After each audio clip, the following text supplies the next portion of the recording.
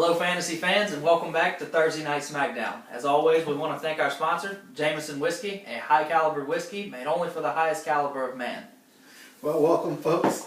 I guess we'll start off like always. Cody, tell me, what's going on with this outfit? We've got a Toy Story outfit on. Have you been back in high school? What are you doing? Actually, yes. So I got this get up. I went and got school uniforms, everything, even got some gym clothes. I went back undercover at Oak Forest Academy in high school. Not much has changed. Actually, a lot's changed there. Mole's a teacher now, so go figure.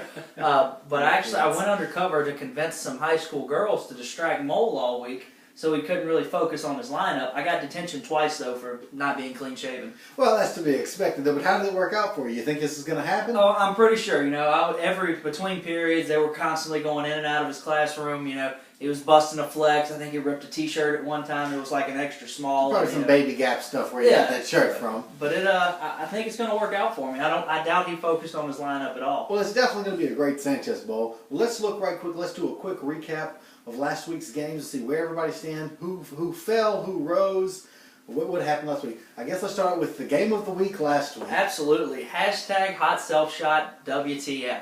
You know, folks, we promised this to be a nail biter, and it for surely was. You know, I'm going to go ahead and say WTF got shafted by Aaron Rodgers and Jordy Nelson. Absolutely. I don't think anybody saw that coming. I had an opportunity to sit down with Hot Shot midway through this last week, and I'm going to tell you, he was nervous. That was a serious competition. And, you know, at this point in the league, it's make or break. It's play well, go home. Absolutely. And, you know, just Hot Shot pulled it off. WTF just couldn't do it, especially with that winning record. You hate to see that. But hey, we called this early on. It happens. It happens every year. You know, it happened to myself last year. It did. Winning record, lost in the last game. So it definitely happens. You know, and the funny thing, it's not funny for WTF. He had a 22-point player in Jeremy Hill on his bench, which would have gave him the victory. Absolutely. And Jordy Nelson dropped a 94-yard touchdown pass.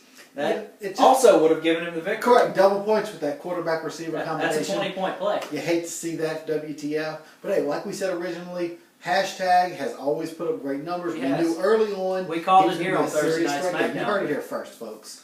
All right, well, let's look at the next week's cap. Who do you want to talk about? Let's talk about Commissioner Blow-Me, and the now queen of the Coonasses after the commissioner made him his little biatch. I cannot believe he was dethroned this way. You know, again, we called it here first. We had a lot of information we looked into to really call Commissioner be coming out strong. Kunas is just falling up and down. Like I said, he's just such an unstable team. I think there was a little problem on the home front. Him and Jill couldn't quite get it together of who was going to play, who was really wearing the pants that night, and I'm fairly positive Kunas has made his own choices, and we saw how that worked out for him. That is it. Not to mention, Kunas has had a very, very respectable output, you know, 170-plus points. Or you mean Commissioner Jabloni? That's exactly right. Commissioner put up a great week. We expected from him. Again, that FaceTime is so important. He spends a lot of time with his players, and it paid off for him. You know, he's going to the championship now, and the king of the Coonasses is playing for, what, who gets to pick the draft? Exactly. And that's just a tough spot to be. All right, well, let's look at the Beats by Ray, Moldberg's Renegade game.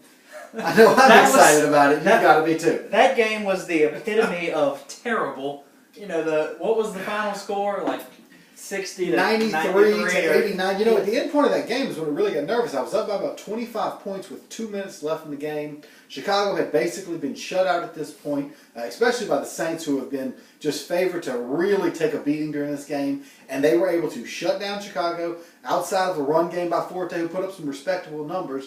Quarterback just couldn't get it together, couldn't connect to Alshon Jeffrey. At one point, he did get a long-range touchdown that was, in fact, called back. That really helped. But with that last 2 minutes, he had a major play come out and ended up scoring 20 points, closing that gap to 5. And then, fortunately, New Orleans got the ball back, was able to kill the clock and burn it out. So, really nervous on our end, but went home, went to sleep happy that night. Woke up happier. Absolutely. And just not to be in the Sanchez Bowl, which is where nobody wants to be. I think you're probably a little happy to be playing Moldberg this week. I would much rather have played Moldberg this week. Actually, I would have liked to have played either one of y'all last week. Yeah. That's just how it works in fantasy. Well, tell me what happened. What happened with Scoregasm? What happens with Comeback King? How did you lose this? Tell me, what's going on? You know, I took a gamble on that douche knuckle of a receiver from Indianapolis. You did. And that was hard. It was Goose tough. egg is always a a real tough thing to end up with. Yeah, but my bench, even if I wouldn't have played him, my bench still didn't have enough to really close the gap there for me. I got beat, and I'm happy for the comeback king. He's absolutely, he's able to get rid of that trophy. I know his wife is happy in particular. wife, happy life. That's exactly. And let me tell you, we've said all along, 115 points. You can do that every week. You will dominate in this league. It's unfortunate that comeback couldn't do that all throughout the year. But he did secure it when it counted. Again, he got out from under the thumb of that Sanchez, and I know he is unbelievably excited about that. So is Miss King. Definitely. Well, we're going to move into mail call segment of this week's show. My favorite. I've gotten pretty attached to this mail call thing, to be honest with you. I think the viewers have too. We're getting in tons of mail. We've gotten to know our viewers pretty well. Guys, you got to go through this. This is a family show, so we've got to watch at least some of the language coming in. That's right. The screeners. The screeners. We had to fire a few. They're minimum wage, so you can't expect them to catch up. And some of them were these kids from the high school that you're trying to get flirt with moles. So we just had to get a little bit higher caliber of a person. I told them they could be part of a national television show, and that's how I got them to flirt with mole, actually. Well, I can understand that. I can't imagine it's from his 65-inch chest and his T-Rex arms, but it's possible. Do me some bench press. But it's possible. All right, let's get back to mail calls. Gorgasm, who do you have writing in today? What can we help them with? This is from Cam in South Carolina. Didn't want to say, but flipped my truck because I got distracted by porn on my DVD player. Cody, I hear you're well versed in porno multitasking. How do I keep one eye on the screen and one on the road? Well, Cam, that depends really on what kind of device you're viewing it on. If you're using the iPhone, then it sits sideways perfectly in your dashboard. Put it right in front of the speedometer. You can keep your eye on the road and your peripherals and still get a good view of what's going on. Still catch that spectrum vision. Okay. That's right. Okay, that's interesting. Good answer. But the safest thing is to just pull over. That's right. Kill over, put it in park, do it the right way. All right, this is from Totally Not Allison on Chicken Farm Road. That's curious. Nick, 5th place is on the line and the chance to change the Sanchez. I'm thinking a big, embarrassing picture of the previous year's loser should be displayed right at the top. Any ideas on your part? Question mark.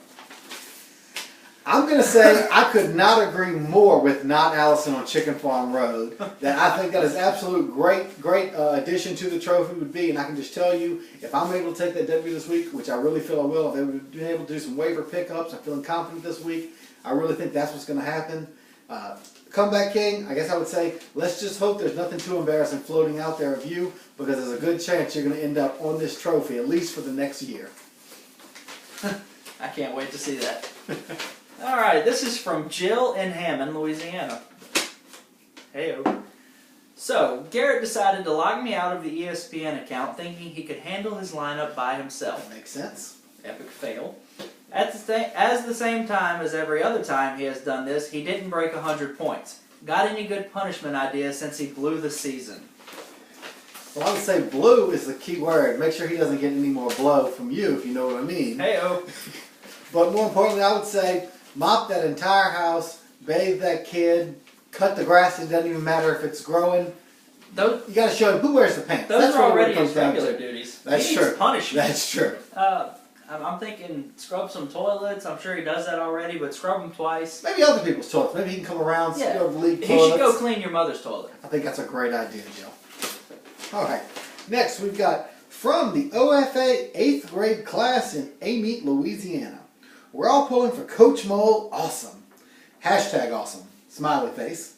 We totally think he's going to blow Cody out of the water.